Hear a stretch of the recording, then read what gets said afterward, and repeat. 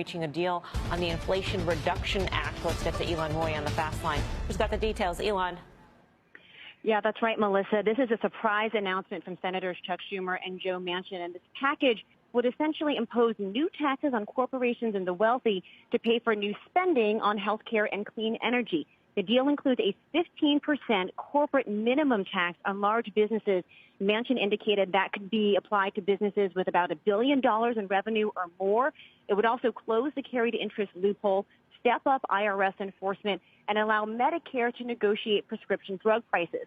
Now, altogether, the senators estimate this would raise $739 billion over the next decade, and that would go toward paying for $369 billion in energy and climate policies and $64 billion toward extending the Affordable Care Act subsidies through 2025. There would be an additional $300 billion left over that would go toward paying down the deficit. Now, in a joint statement, Schumer and Manchin said that this is a historic down payment on deficit reduction to fight inflation, invest in domestic energy, and reduce carbon emissions.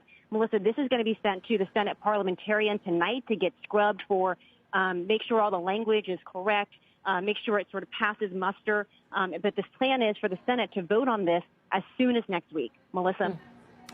Hill. For some, it might be a year overdue for Democrats, but it's not the deal that they had been wishing for, even the one they thought they might get a month ago. Senator Joe Manchin has reached a deal with Chuck Schumer on a reconciliation bill.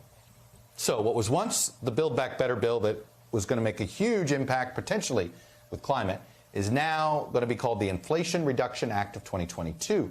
It is not a sweeping bill. It will not change the way government works. Manchin says it will simply dedicate hundreds of billions to deficit reduction. It will raise some taxes on certain corporations. He says it will deal with energy, health care, and the tax code.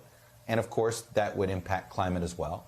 But on all of these deals, I think we all should wait until you see it all actually happen and we see the details, what they've actually agreed to versus what's in the press releases. But whatever negotiating was happening, apparently that stuff is over, and they're starting to put some pen to paper.